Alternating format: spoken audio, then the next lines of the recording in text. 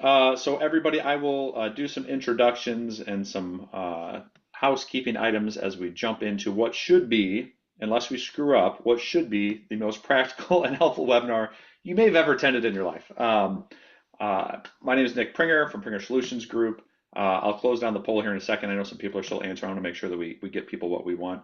Maybe on our team, let's go around. We'll start, Andy, with you. Let's do a quick introduction, and then we'll kind of take it from there. You bet. Andy Schroeder. I'm the Vice President of Digital Services for Prenger Solutions Group, located in Dubuque, Iowa.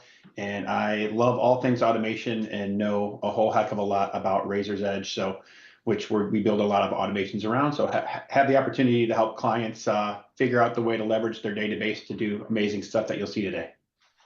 Stacy, with the best background in the business. I'm Stacy Cope. I am in Omaha. I'm the Director of Automation Services for PSG, and yeah, I'd like to help everybody get their Razor's Edge to clean itself. Love it. Austen, who needs no introduction, but she will give one nonetheless. Hi, I'm Austen Brown. I am a database consultant and automation engineer with PSG, and my favorite thing about automation is just getting the database to clean itself. Oh, and I'm in North Carolina. I always forget something. Excellent. Mr. Menke. Hi, everyone. I'm Andrew Menke. I am in South St. Paul. I'm the Director of Accounts at PSG, have the privilege of working with our clients and helping our team deliver to those nonprofits what they need. So hoping to get to know a lot of you after this webinar today. And I know a lot of the names here I'm seeing already I've had the opportunity to meet with. So very excited about this. Love it. Love it. Love it. Okay, so housekeeping today, we're doing a big demo on fundraising automations. This is really the companion webinar to a live session that Stacy and Austen gave at BBCon. This is a selfie that I love so much. Austen took it, and you can see the people waving. Standing room only. Busiest I've seen a session at BBCon.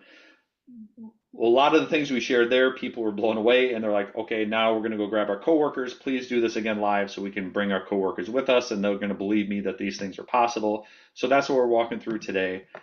In terms of housekeeping, we will have a ton of time for Q&A. So as we go through these automations, I love it, people to see themselves in the picture here. As we go through these automations, when you have questions, hit the Q&A button on your screen, and then it will pop up in front of us.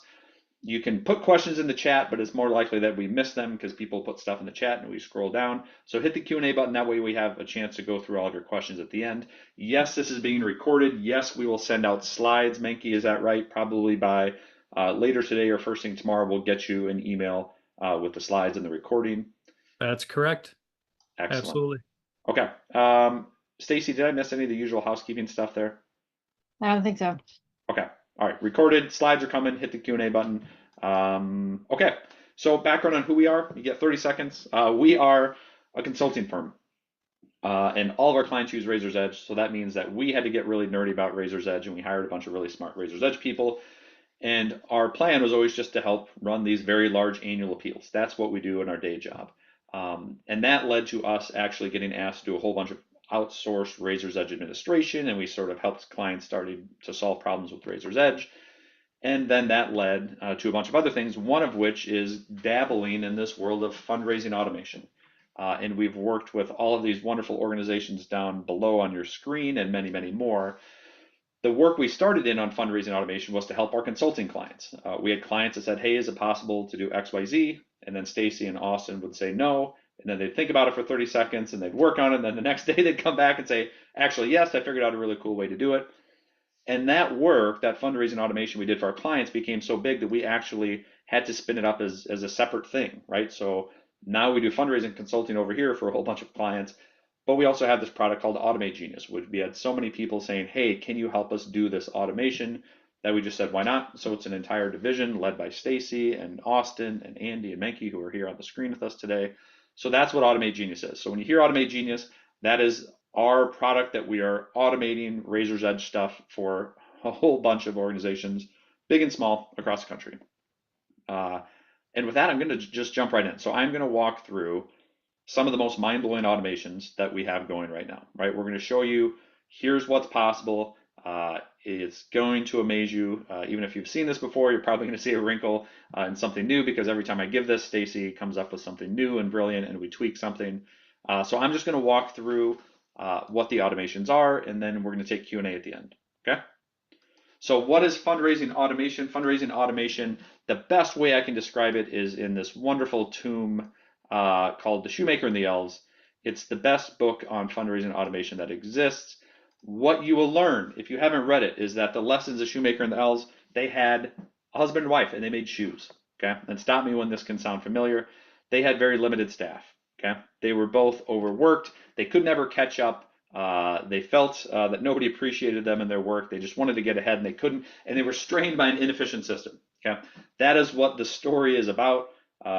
This wonderful couple that was making shoes couldn't get ahead, overworked, stymied by an inefficient system. So they did what makes the most sense. They just went to bed. They gave up. They said, you know what? Forget it. We're going to close down the shop tomorrow.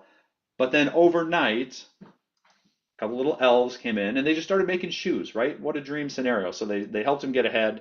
And in this, sorry, let me back up. In this scenario, Stacy and Austen are the elves. And what they will do with your Razor's Edge database is bonkers. Okay, so we're going to walk through all the stuff they can do. And it all happens at night, right? It happens overnight. While you sleep, these little automation elves are working behind the scenes and serving things up on a platter for you. So when you come into work the next day, your life is better, and you can get ahead, and you can feel appreciated, and you can actually focus on the stuff that you want to do instead of working through the grind that sometimes is fundraising and sometimes is working in Razor's Edge and all of that. Okay. So Shoemaker and the Elves is the best way I can describe for you. There are two kinds of automation, just like there's two kinds of people that work in a development office, and we have both represented here on the screen today. There are automations that will raise you more money. Okay, they're plain and simple, and I'll tell you, and I'll point those out when we get to them. They will raise you more money. I can tell you that because we have watched it happen time and time again. That's why we do this full time now, is building automations. There are also automations that can make your life, no, correction, that will make your database person's life less miserable. Okay, there are some that will do both. That will both raise you more money and make your database person's life less miserable. Stacy, when I asked ChatGPT to show me a database administrator, this is what they showed me. Does that seem accurate to you? That looks really accurate. That is a lot of paper and a lot of numbers on the screen. Yep. And an expression that says, I just got asked for the same report that I get asked for every week, even though I already taught them how to pull their own list from NXT. Why do they keep emailing me? I asked them to also give me an image of a frontline fundraiser, right? Like, what does a major gift officer look like? And it was this. And it made me laugh because it was, I mean, this is, Andy, this was you, right? I was going to say, that's actually, I think, me from like 10 years ago. So that's exactly what I looked like at that point. No socks, phone to the ear. There's not a single piece of paper on his desk. He hasn't written a call note in a decade. True. All right. So that's what we got. So we're going to talk through it now. Without further ado, we're just going to walk through some automations. Stacy, Austin, I'll have you help me explain the guts on how these do what they do. Let's start where we started, okay? So as I mentioned, we do consulting, right? Fundraising consulting. We got into automation in a really small, simple way. And these are some of the first things that we did. So when Razor's Edge announced they had a certified connector to Power Automate, we started dabbling with it, and we just couldn't stop. Stacy, what are we looking at here? These first things that we did, what are we looking at? So this is really just a gift alert. We can use whatever criteria you can think of to choose which gifts to notify you about, and we'll put a little note in Teams with a link to the gift or the donor or whatever it is, right? So this is, gifts over 500, but it could also be pledges that have just been completed, or opportunities that have an upcoming ask date, or anything you can think of in Razor's Edge that you might want a notification about. You're working and you have an event coming up, somebody just a sponsorship for a golf outing, or somebody completed a pledge, and all these things. So this is the first thing that before AutomateGenius was a thing, it was just us consulting, and we dabbled and we rolled these things out, and our clients really loved them. And what happened was we would build these little Slack channels or Teams channels, and the clients would run off with them and say, this is perfect. So I'm going to get the notification anytime somebody RSVPs for an event.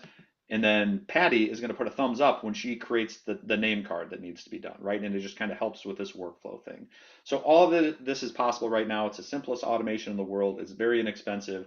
If you want your notification. If you want a notification when anything happens in Razor's Edge, it can be done. It can be done in Teams. It can be done in Slack. I think it can be done in Zoom. And it can be done in email. We're getting a question about that in the chat. Yes, if that's easiest for your organization, we can absolutely send this stuff to emails, and we could do it as a daily digest. So you get one email per day that says this is all the, gifts over $5,000 that came in yesterday or whatever it is. The reason I love these webinars so much is because everybody on, like, these are our people, right? And everybody always goes, it progresses the same way every time. Like, what they're asking is the exact same thing we lived through, which was, wait, if we could do this, can we then do it in an email form? Like, everybody's mind kind of starts turning the same way. And wouldn't you know it, the next automation we're going to talk about is the daily digest, right? The email that came out. So we built those, Stacy and Austen built those automations, inside of Teams. And then we thought, well, what if we made it an email? So what are we looking at here, Stacy? So this is very similar. It's just all the gifts from yesterday, but it's in a digest. And again, these are links to Razor's Edge NXT web view. So anyone could get this email, right? But if you don't have a login to Razor's Edge, you can't see any more information than this, right? You could click on those links and you won't see anything. So super useful. And again, like, we can notify you about anything that happens in Razor's Edge. And this was we had from a lot of again, the frontline. So I talk about database people, frontline people, but like the development director is like, hey, you know what I'd love more than anything, Nick? I would love an email every morning that just shows me the gifts that were made the day before and make it clickable so I can then go in and see that constituent. So that's what this is. And then we kind of built on it, right? You put it out in the wild, everybody loves it, and then they ask questions. Hey, could we do X, Y, Z? And one of the first things they said was, can you link it to an action, right? I've got a team of major gift officers. And so Stacy, walk me through what happens here. So we can also have the automation create an action if we know we want to make a phone call for every gift of those in that last digest that we saw. We can create it and assign it to Andy so it shows up in his work center. And then all he needs to do is click in here and click mark complete and put his call notes in and click save. We can put the donor's phone number into that digest and a link to the action. So he's literally making a phone call and clicking about 3 things rather than having to go into Razor's Edge, look up the constituent, decide, find the phone number he wants to call, right? We can put it all into his email or his Teams or wherever so that it's all at his fingertips. We can also automate a reminder. If I forget to make that call after 3 or 4 days, it will kind of poke me to be like, hey, dude, what's going on? Get your work done. So hypothetically, if you have major gift officers or relationship managers who do not live inside of Razor's Edge, you can build all this stuff for them, right? To ping them where they do live, which is in their email. Here's an email. One of your people in your portfolio just made a gift. Make this call, right? And do a reminder. This was great. Everybody loved it. It started getting the frontline people excited because they don't want to live inside of Razor's Edge, but they do a lot of emails, so you can just click and it makes it easy. It was probably only a matter of time before it led to this point, right? Where people said, this is great. I love the digest of people who just made a gift. Could you just go ahead and write the email for me, right? Do I need to, like, I like getting reminded that Stacy made a gift and I start an email. Could you just write it for me? And this has been probably what we've been working on the most behind the scenes. And I encourage everybody, I'm going to give them a minute. Go either, if you have your phone, scan this or go to easy.AutomateGenius. I'm sure we can drop the link in the chat because I want you to show, I don't want to just show you on the screen. You will get the email that is live and clickable when you fill this out. So if you go there, it'll ask your first name, last name, and email. We already have all that information. It isn't a marketing thing. You sign up for the webinar, so we've got your email. This is because I want to show you how it works. Put in your email, and you will get an active live sample email. And just picture this taking place at your organization with your directors, your major gift officers, your relationship managers, or if you're a one-man shop, just picture you getting this email every single day. When you put in that info, first name, last name, and email, it will go to, and also this is a fun experiment too, Andy, because we can find out if these get hit by spam or not. Like, or if they end up, so I'd be curious, either in the chat, let us know if it made it to your inbox or if it got put into spam and you had to whitelist it or anything like that. So this is live as of like 2 weeks ago. I think we built it out just ahead of BBCon. What you will see when you go there, easy.automategenius.com, put in your email address, click submit, and you're going to get this thing right here. Okay? It's going to look exactly like this. It is an email from me to you, and when you look at it, you'll see the daily digest, right? So these are all made up names. So we'll see Leslie just made a gift of $1,250, which is great. That's good to know. Okay, Mary Smith made a gift. She's a first-time donor. That's also good to know. But the magic is in those message prompts. Each one of those is clickable. And if I click on that first one for Leslie, what you will see happen native on your phone, right? So that's why I wanted you to go do this, because I want you to see this on your phone or your desktop, whatever you're at. When you click on it, whether your Gmail or Outlook, whatever you have set up as your designated email, you can click on it and it is going to open up this email for you. It's going to write it for you. So this case, Andy, you're smiling. Did I miss something in the chat? No, it's just that hundreds of people have followed directions because my inbox just exploded with notifications that the link has been scanned or whatever. So That's good. All right, thank guys you are for following directions, everybody. Andy can't hear anything now because his phone is just buzzing nonstop. So this is what it is. So this is the first one. I'm going to back up again to where we were. You get the digest, all the different stuff that happened. You click on the message prompt. So picture I'm a development director, I'm a major gift officer, and it drafts the email to that person, right? By default, we have Andrew's email in here just so you don't fire off an email to a real person. But this is a draft, and you can go in and you can edit it. You can, if you know the person, add a little note at the top. But it's coming from your system. This is not an email from inside of Razor's Edge. This doesn't have an unsubscribe link. It's not a do not reply at yourcharity.org. It's real email from a real person saying, hey, I see you and I see what you did. And look at all the different prompts that you can do. The sky is the limit on this. So the ones that we like the most, right? Somebody that made a gift above $1,000 or 500, whatever your threshold is. First time donors. Make sure that if you have a donor that just made a gift for the first time, make sure they get an email from a real person saying, hey, my name's Andy. I just wanted to introduce myself. Welcome. Thank you for your support. The milestone gift. So this one for John Allen. It's the 10th gift that he made to the organization. I guarantee you, John does not know that the gift he just made was his 10th gift, or his 25th gift, or his 50th gift. That is an incredible opportunity for you to have an automation that just notifies you when that happened and drafts an email to that donor on your behalf, right? And you control it. You control all of it. Somebody's birthday, maybe it's a Libunt. Stacy, we've done a whole webinar on that Libunt series, that magic, we call it the magic email, that raised $100,000 for one of our clients in about 6 months just by looking to see who hasn't made a gift in a year and drafting an email, serving it up on a platter. And we track those gifts as they come in. A new recurring gift, the sky's the limit. If you can think it up, we can build an automation and serve it up for you, right? This is pretty incredible stuff. I'm looking through the chat. It makes me smile, everybody. Everybody, this is mind blowing. I love it so much. We've got some new people on the call that are just seeing. We agree. We totally agree. Consulting is like all well and good, but once we started doing this, we're like, oh my gosh, people, this is going to change your lives. All right. So here's what you control. You control how many emails you want to have served up to you each day. Do you want to get a maximum of 10? Do you want to get all of them? Do you want to get 2 or 3? It's entirely up to you. You control who they come from. If you're a large team, you might want to have people only get prompts for people inside of their portfolio, right? Or if it's not assigned to a portfolio, give it to this person, right? You're in control of all of that. You're in control of what the emails say. We can give you templates, right? Because we're really good at fundraising. We do this for a living. So we'll draft all the templates, but you make it your own for your organization. And you control whether you send them. You don't have to send any of these. So Andy, if you're still working as a major gift officer, you get this list and you're just swamped that day, or you don't really know anybody, or you just don't feel like working, right? That's fine. Don't send the emails, but we're going to keep serving them up on a platter for you.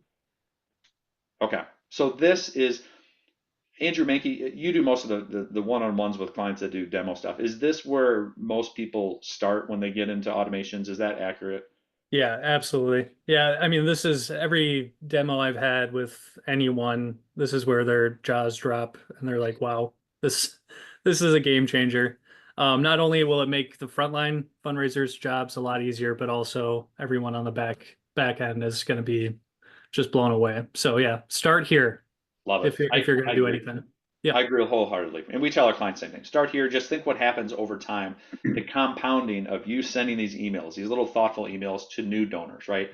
To longtime donors, to milestone gifts, telling them how much you appreciate it. Like that adds up over time. Well, and I think, Nick, the neat thing for me is to be able to hear back from clients who are utilizing this. And it's not just them sending out the emails and impressing the heck out of the donors. It's when the donors respond to that fundraiser to say, oh my gosh, thank you for the thank you. Or, a particular client that got a response back that essentially said, hey, like we actually planned on making an estate gift to the organization and I just didn't know who to contact. But because of your email, I'm assuming you're the guy I can talk to, right? Where they then had a one-on-one visit and set up the estate plan. So these emails are powerful in and of itself to let people know that you give a darn about them, but it can certainly go a long way in strengthening those relationships that didn't exist, or maybe they did exist and it's just one level deeper after they get this personalization. Yep. That quote, if you joined early, you probably saw that quote. We had a testimony from our friend Bill in Kansas City, who was one of the very first guinea pigs when we were like, hey, we have an idea. Like, you're in charge of a large organization. Would you let us play with this? And he said, he's like, Nick, I get stopped in the grocery store. Like, there's just something like, he was kind of depressed about the state of nonprofit. Like, just sending a heartfelt email was like meaningful to these people, to the point that they'd like stop him and be like, hey, that meant a lot to me, that you recognize me. But it's incredible. And if you're looking for automations, like if at the beginning in the poll you said, I want to raise more money, this is what you do, right? These heartfelt emails, spin them up. You can decide how many you want to send and all of that. Now let's get to the other side, right? So this is the me, Andy, and Andrew are the frontline fundraisers. That this is it, right? I don't want to go into Razor's Edge. I just want to like serve it up on a platter, make me look like a hero. Now we're going to get into Austen and Stacy's world, which is requires more brains, right? Which is the running of a database, keeping things running on time. There's equally amazing stuff here. So let's talk probably the biggest thing that we do in terms of like the bandwidth, like to put one of these together, what we call flexible gift acknowledgements. If you're a BBCon, we talked about automating gift acknowledgements. We didn't talk about it this year. We said how we talked about it last year. This is what we shared last year, right? Because a lot of people said, hey, tell me more about that. So, all right, so gifts can come in the door. Two things you can do. So you work at a nonprofit, a college, a university, a healthcare foundation, a high school, whatever it might be. When that gift comes in, you can do two things. You can send an email, you can send a letter. A lot of people will do both. We can automate both of them. So Stacy, tell me a little bit about what this automation does from the letter writing standpoint. So this automation will take your data entry as usual. It will find all the gifts and it will create a thank you letter for each gift using, whatever templates you have and whatever information from Razor's Edge needs to go into those gifts. Awesome. And then it takes all the letters and puts them together into a file or several files if you need them to be separated for whatever it is. And then it'll send you a link to them.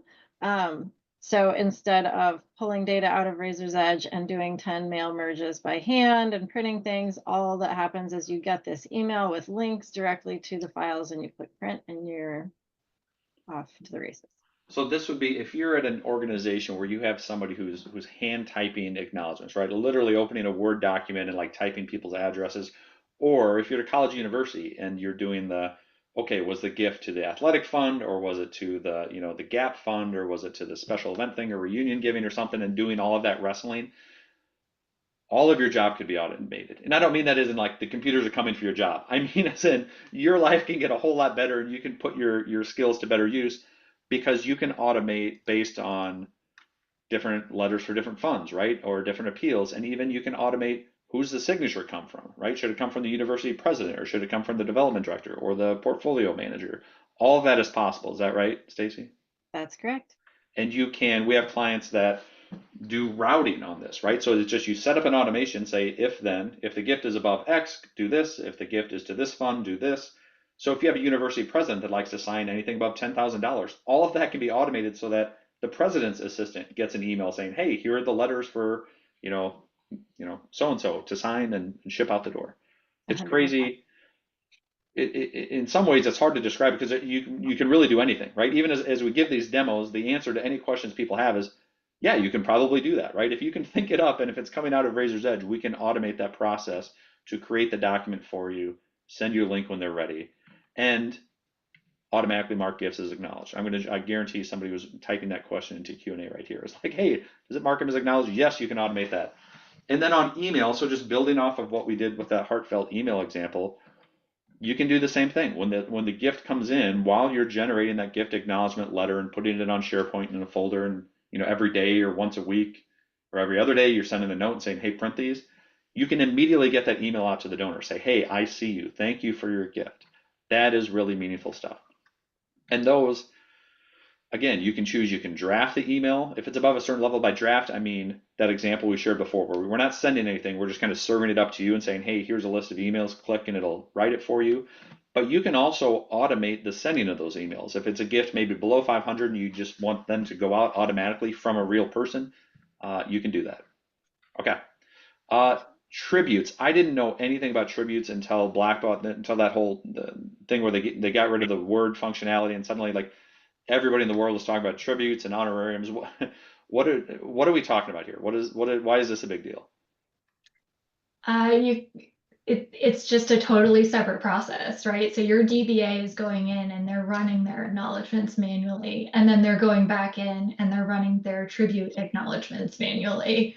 And then they're depending on your internal process, and if you review letters, they're also then manually combining both of those output letters into a file to give to the next person for review. So it's a highly taxing process, and it takes so much time.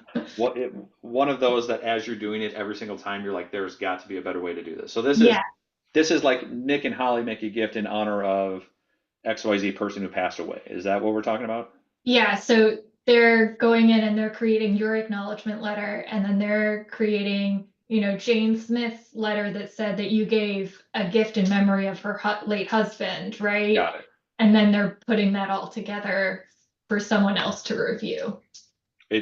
Something screaming for automation. So what is it like now, Austen? What have you guys cooked up?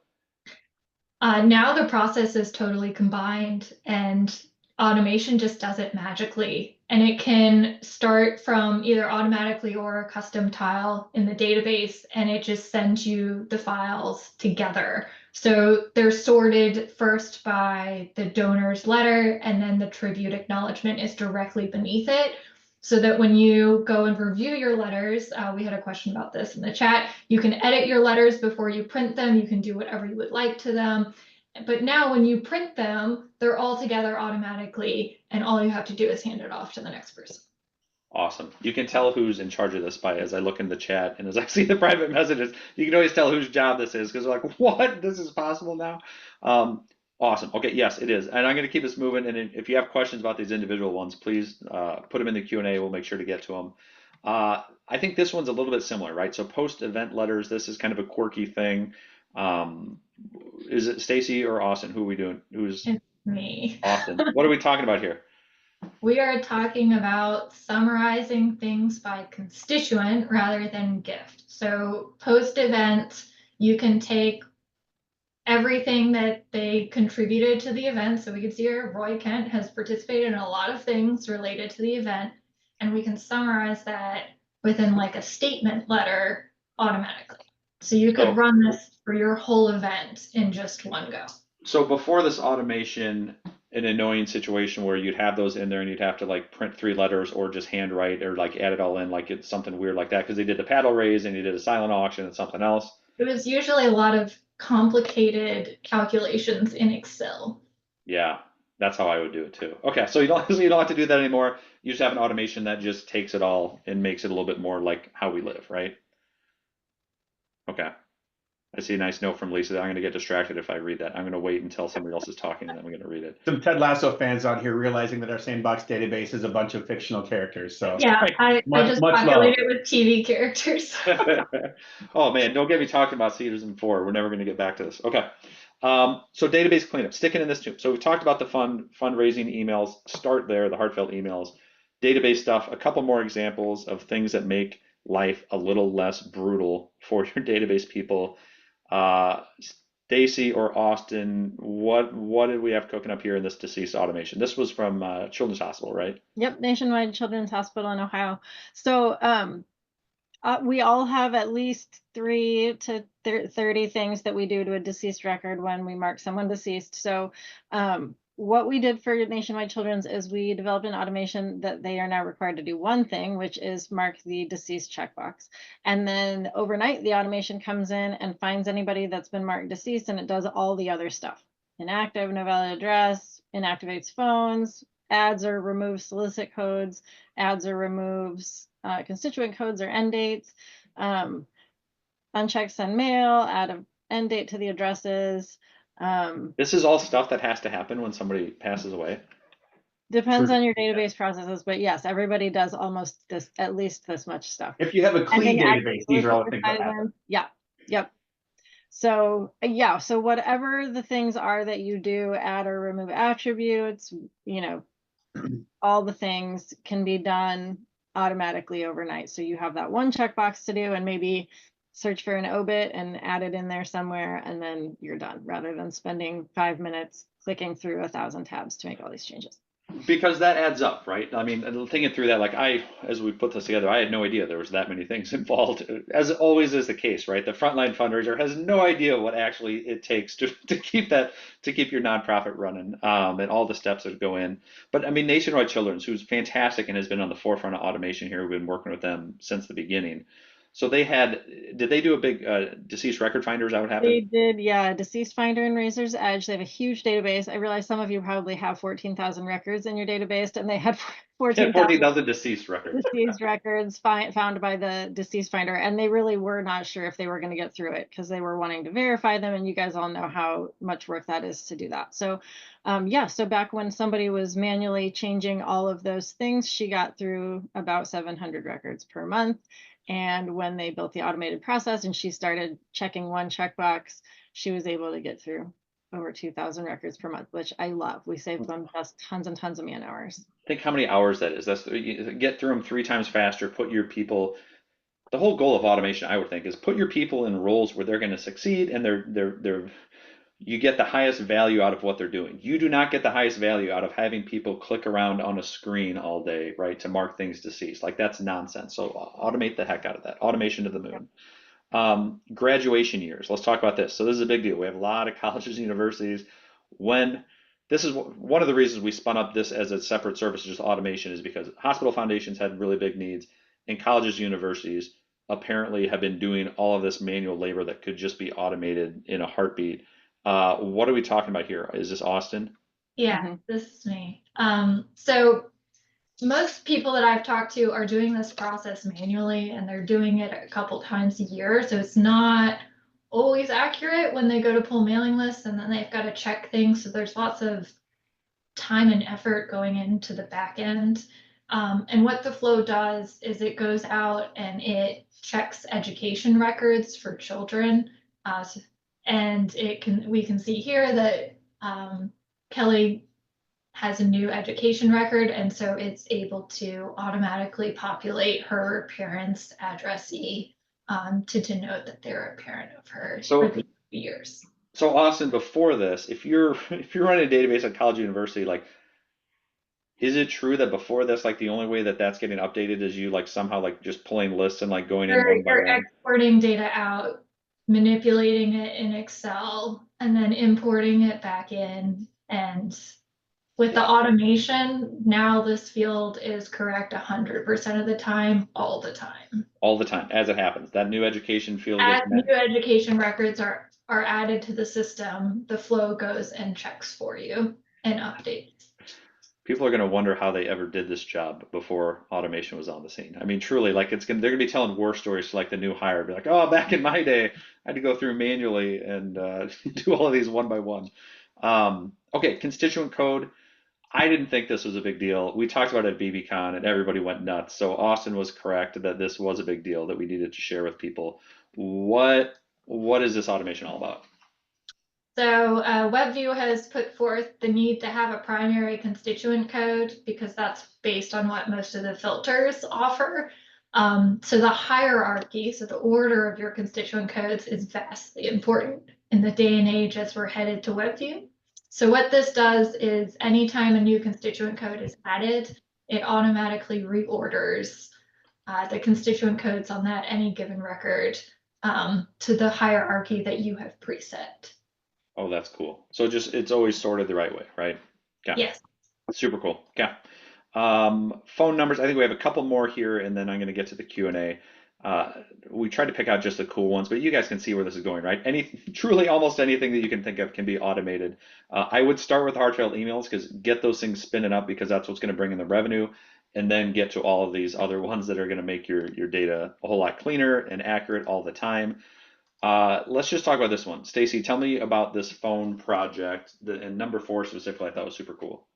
Yep. So this allows you to find errors in the data and probably fix them, right? So if you have the same phone number existing twice on a record or something, right, we can delete one of them. This one Austen figured out, and it's super cool. So she basically has this table that lists all the area codes for a state. So if the area code on the phone number does not match the preferred state address, we assume that is a cell phone and change the type to cell, so that you have a better idea of what, how you can reach people with these phone numbers. So which is good from a data health side, but then I think about it as a fundraiser, like the number of like text to give things that you do, like it's a big deal to be able to know which ones are mobile phones, so you can drop those into your, we do the automated ringless voicemails, we do text to give campaigns, like all that stuff is important. So yeah, this would be a dream. Okay. And a whole bunch of other things, and we'll send the slides. You can see all the other stuff we can do with phones on there. I just want to keep us moving here because I know people have questions. All right, importing from outside sources. Okay. We call it the magic lookup folder. This is the scenario. Okay, imagine you are an organization using Razor's Edge and you have to bring in data from some other source, right? It might be a special event software that you use, right? Or a ticketing software, or you're a college university and you have it coming from some third party, tuition management software, something like that, where you're bringing data into Razor's Edge. All of our clients from the consulting side had this issue in a major way. So this was one of the things we were eager to solve early on. We call it the magic folder. Basically, imagine a magic folder sitting on SharePoint that you're going to drag that third-party software, not the software. You're going to have a CSV file or whatever you get from that third party. You're going to drag it into the magic folder. And what it's going to do is a little bit of magic, right? It's going to then take the data that you just brought in, and it's going to look for matches inside of Razor's Edge. So that magic folder is like a portal to Razor's Edge without you actually bringing it in yet. Drop it in the folder. It's going to look for emails. It's going to look for address matches. It's going to look for any phone matches. It's going to look at name. Name is probably the least reliable. Email is really great. Name can be William or Bill or Junior or all sorts of things. But then what's going to happen is when it's done, and it's pretty quick, it's then going to spit out multiple files for you. So you started with one file that you're going to import from, let's call it some event software, right? You're going to import this big CSV file full of names and data from the silent auction. You drop in the magic folder, and it gives you, hey, here are the ones that are a dead-on match, right? This email matches this person in Razor's Edge. So here's that same information, but now we've appended it, what, Stacy, with a constituent ID? Yep, put the Razor's Edge constituent ID in there. Which means what? That you can then just globally import it. Import it. So your life gets a whole lot easier. Instead of having to do this all manually, you can at least have this little automation go search and say, give me the matches so I can make my life easier, do global import where possible. If you have multiple matches, it serves it up so you can just kind of review. No matches, that's helpful too, because that tells you these are probably new people and you can confidently bring them in without worrying about too much. So magic folder is super cool. If you have questions about that, we'll get to it. I think this is the last one. I'm trying to remember if we had any more, but it's appropriate for the time of year we're in. Year-end tax statements. We talked about this last year at BBCon, and yes, it got us very busy. Year-end tax statements. I always laugh. Working in for years in nonprofit, January 1st, January 2nd would roll around. The number of phone calls we would get from donors, typically older donors who are like, well, where's my tax letter, right? What are you guys doing over there? It's January 2nd. I want to file my taxes. Why do I not have this from you yet? And they'd call and they'd call and they'd call, and it would drive everybody nuts. So this is now possibly automated, right? So I think it's Austen. Can you walk us through what this looks like for a nonprofit? So what the automation does is it simply gathers all the giving from a time period that you set, so you can customize this.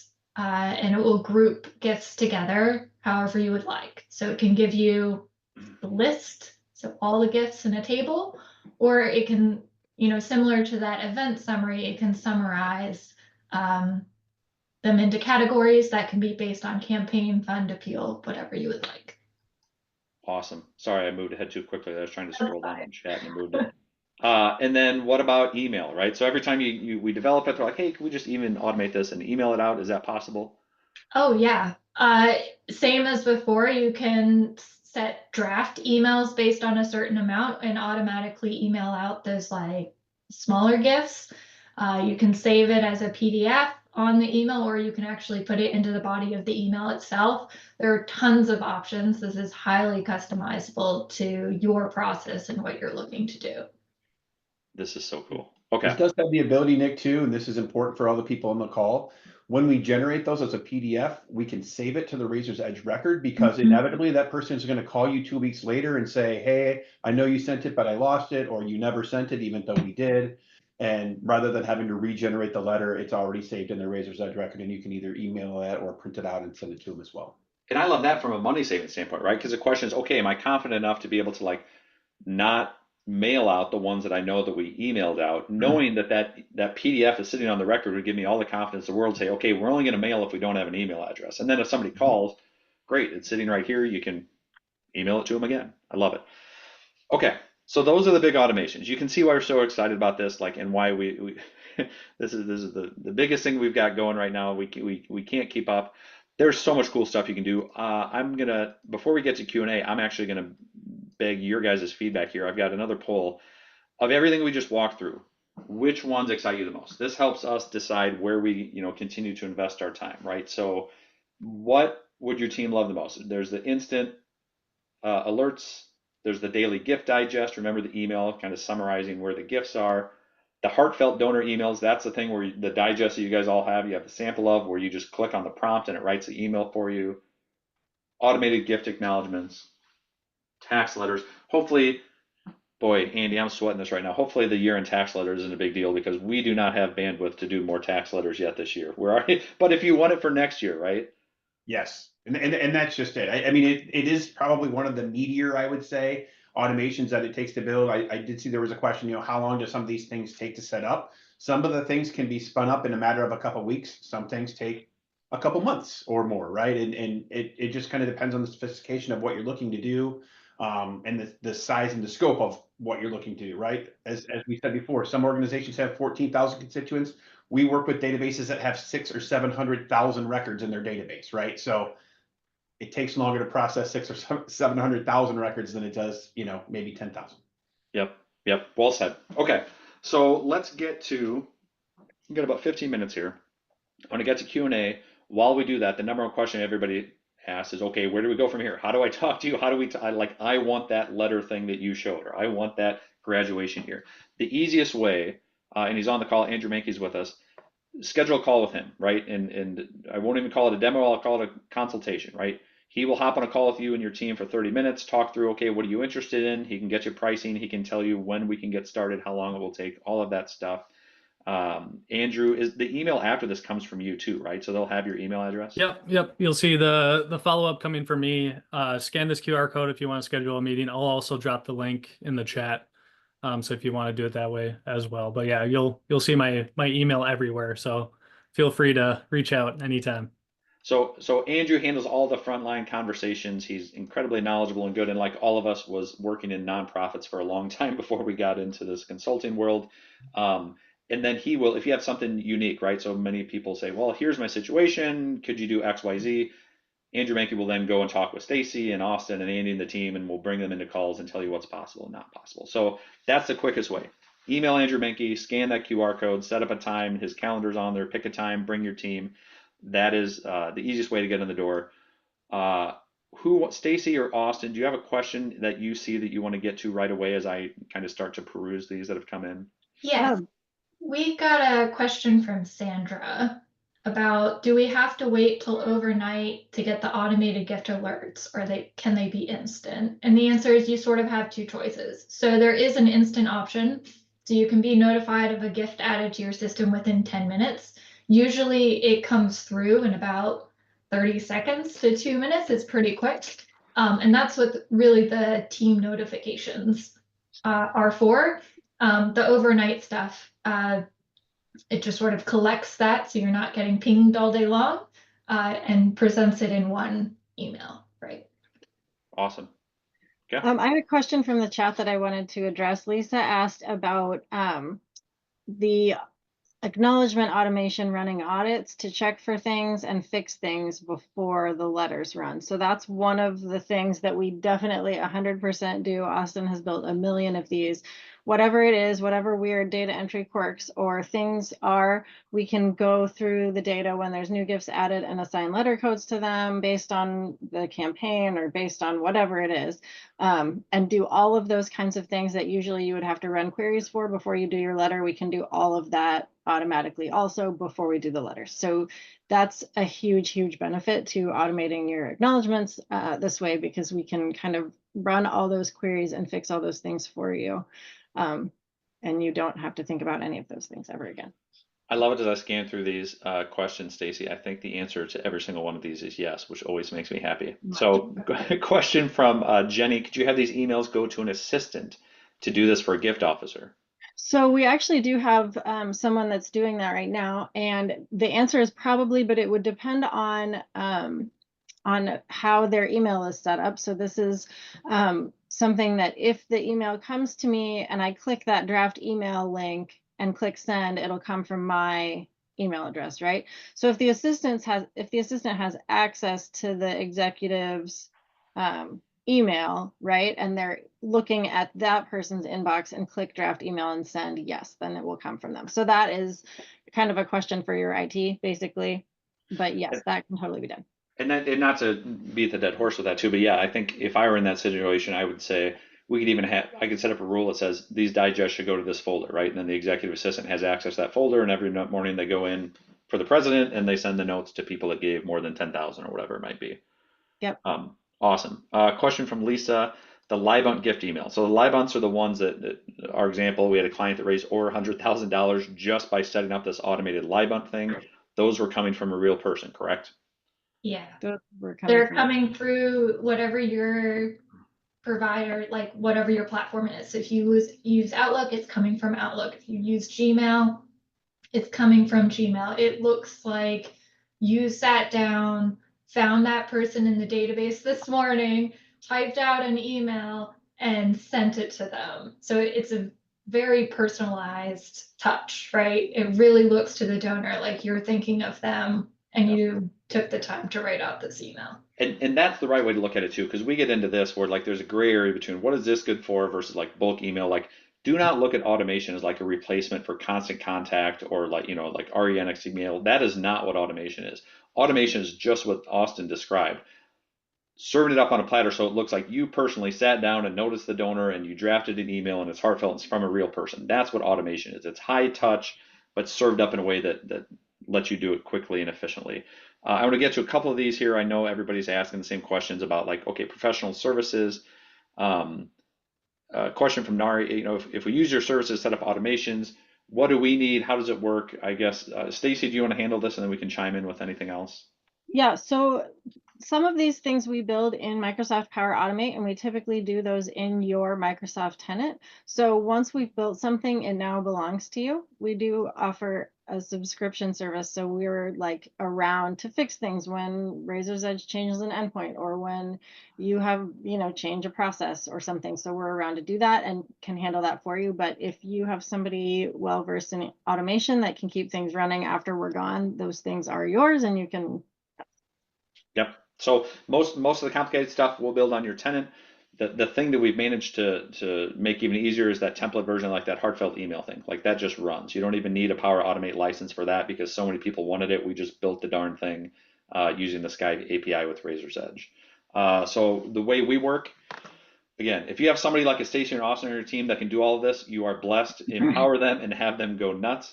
If you don't, or if you do, but you want us to build the first one, that's what we do. So you can bring us in to build all the automations you need. That's great.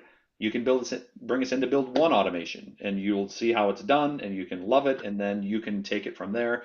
It's entirely up to you. The main thing I just say is talk to us early because this is as busy as anyone has ever been in the history of anything is us building automations right now. So schedule that call with Andrew Menke, get in the hopper for us. We can go in and build an automation for you. We can get you pricing. It's going to blow your minds and you can, again, run with it from there or you can keep adding more stuff. We're happy to build it for you as we can. Stacy, anything else that you saw on there that you definitely want to get to? I know we have a bunch more. I just want to prioritize for folks. No. Okay. Nick, Yeah. there was one thing I wanted to mention, and we kind of hinted at it before, but as we do demos, this is one of the things that people ask. In the gift acknowledgement process, we've actually had several clients who have been able to save money because if you're an organization that has a lot of like $5 and $10 gifts, in automating those gift acknowledgements and having them be sent via email as opposed to having to print and then post a thank you letter to somebody by the time you trifold stuff it and everything else, the manpower that you're eating up to actually deliver that $5, gift thank you, you could have done it in an email and saved a substantial amount of time netting more on the gift. So we have had organizations kind of revert to if the gift is, this amount or below, send an email acknowledgement, and if it's this amount or above, send the paper acknowledgement, or a combination of the two. So I just want you to think about that. If you're an organization that has a lot of lower level gifts, Right. automating this could actually save you a lot of money in printing and postage by automating the thank you process. Yep. Yep. And building that relationship. Everybody, I mean, that's the secret behind it too, right? Me getting an email from a real person that's a major gift officer or a relationship manager, whoever, saying, hey, thanks for your gift. This is who I am. Just want to say thank you. That's meaningful and memorable, and I'm going to think highly of that nonprofit. I do not have that same emotion when I get a generic robot, text file that says, here is your automated receipt for your gift, right? So it's a giant opportunity. Jacqueline asked, Stacy, is this limited on users? How does that all work? Do you want to explain Power Automate licensing and stuff? Yeah, Power Automate licensing, typically your organization will need 1 or maybe 2 licenses if you have 2 users that you're interested in. So it's not a situation where you have to buy licenses for everyone, and it's not a high cost. So Power Automate license if you need it. You don't need it for the heartfelt emails. You do probably need it for everything else. It is a whopping, brace yourself, $4 a month for a Power Automate license to do all of this crazy magic. That's all that you need. And if you build it yourself, that's great. Or you have us come in and build it. We'd love to build it. We build it on your system so that you own it going forward. Austen, anything in there that you see that you want to make sure to highlight as I scan through? Yes. There was a question about what's the difference between Razor's Edge, like canned tax statement, and the automation we're talking about. And the primary difference is what you see is what you get. With the canned report, there's not many things you can add or change on the output of that. Whereas with the automation, it's fully customized to the information that you want to include. Yeah. Well said. Zeph asked a question we get a ton. Do you do training on how to create the automations? So yes and no. Yes, in that we do a ton of free webinars, and if you haven't signed up for our newsletter, now is the plug. Like every month we're doing something. I think next month we're doing a huge one on like moving from database view to web view and all the things. Like we always share for free everything we learn. So we do that. We don't offer like custom, like one-on-one, like, hey, I'm going to sit down with your staff at XYZ organization and train you. If you want that, the best thing you can do is pick an automation, have us build it for you that you can watch live, and we'll build it on your system, and you're going to learn a whole bunch, and then you can probably run with it from there. So we don't offer like hourly training or anything. We will build all of your automations or just build one. If you want to learn yourself, have us build one and watch what we do and then run with it from there. And of course, Menke, if you could drop in the chat, sign up for our webinars because we're going to do a ton. Like we always do webinars on automation, on anything NXT related. We're getting towards the end of the year, so we do a bunch of stuff on year-end giving. It is an embarrassment of riches when you look at all of the things that we put out there. Free templates, free pledge card designs, free world's greatest fundraising letter, all of the A/B testing we do. We always publish it for free. So if you're not yet in our community, if this is your first time interacting with us, make sure to go check out prengersolutions.com. Check out the resources section. There's webinars. There's all sorts of fun stuff. All right. What else? What did I miss? There's a question on here. I think it's worth answering, and would love to have Stacy and us provide feedback. But it says, we are still using for the most part the old hierarchy for the head of household only as the full constituent. Obviously, changes in the case of divorce. They're looking at would it work better if each spouse had their own record, or how do we kind of account for the fact that there may be just a primary record and then a relationship record as opposed to 2 individual records? honestly, it's probably easier through automation to deal with both of those scenarios than it is with some of the native things in Razor's Edge. So all of this can be done whichever way that you're using the system. It doesn't really matter. We can do all of this either way. Yep. Lisa asked a question about what about Google Mac versus PC and Outlook and stuff. Anything can be automated, right? There might be an extra step if you're in the G Suite Google environment versus just Microsoft SharePoint, because a lot of the automations we build will be built on Power Automate, which is a Microsoft product. You can still get to Google. It's just one more step. We've done it for plenty of clients before, so don't let that be a blocker for you. Angela asked a question about email addresses. Do you have any automation to get email addresses? So we don't have automations to go get email addresses, and I don't know that I'd recommend using the email address updater because it's going to bring in a whole bunch of like generic like sales at company XYZ. Like we haven't had any good experience with that, at least in Razor's Edge world. There are strategies to get email addresses, which probably a good webinar if we haven't done it yet, like how to design your pledge card to get email addresses, how to encourage people to give online instead of by check so that you get their email addresses. So no easy automation solution, but tons of consulting advice that we can share. Canada. That was one of the questions, our friends up north, and I'm not talking about being in Iowa, my friends up north are in Minnesota there, Andrew Menke, but we're talking even north of you. So we have had the opportunity to work with organizations in Canada. Obviously, from a receipting standpoint, there are some kind of oddities in just kind of different rules and regulations that revolve around that. And so we would be able to deliver in most situations the automations and be in compliance with all the things that you need to deliver for your donors as well. There's some quirks up there. Austen, I know you looked into something before the webinar. And someone else asked a question that sort of reads like they might be in Canada. On like, can we walk them through what happens after you post a batch to receipt numbers assigned? And that really depends on your process. So that can be fully customized. That could be a maintenance flow that happens pre-acknowledgement merge, right? So a lot of this sort of things that I think the intricacies that folks are now thinking through, that's good to think through before we start having a conversation with you, but all of that can be customized. So it's not just we merge your letters and you review them and some of them go out by email. It's like the whole end-to-end business process, right? What maintenance queries do you go through before you run your letters? Those can be automated, right? So that can just be churning in the background to, thread the needle of this specific person told us they never want to receive a letter from us. The flow can just go mark that as do not acknowledge, right? So a lot of the prep work can be turned away and you don't have to worry about it anymore. And the letters are automatically merged and sent, and all you're responsible is printing and mailing them. It's shocking how much of that prep work, one, that you do, which you don't even realize that you're just like, well, this is all the steps I go when you actually sit down and say all the prep work you do to create the letters. But it's shocking how much of it can be automated. And we've already worked, I mean, our consulting clients are some of the largest Razor's Edge users on the planet. So we've already done it at a big, giant scale. Like it is all possible, right? So last plug here, yes, we will send you a recording of this. We had some people ask that maybe had hopped on late. Yes, we will send you these slides. The best thing for you to do as you get excited by this, I think we had 270 people sign up for this today. All of you are excited right now. The best thing you can do is schedule a call with Andrew Menke. It is free. It is no pressure whatsoever from us, but we'll walk through what you want to talk about. We'll get you pricing. We'll get you timeline so you can decide as you enter the end of the year, you've got a little budget money left over. Let's do this for our database people. Let's do this for our frontline fundraisers. We just love doing this so much. It is going to blow you away how much this is going to change your life at your nonprofit. Fundraising automation is the thing that you should be focused on, right? As we head into year end and as we head into next year. So QR code leads to Andrew Menke.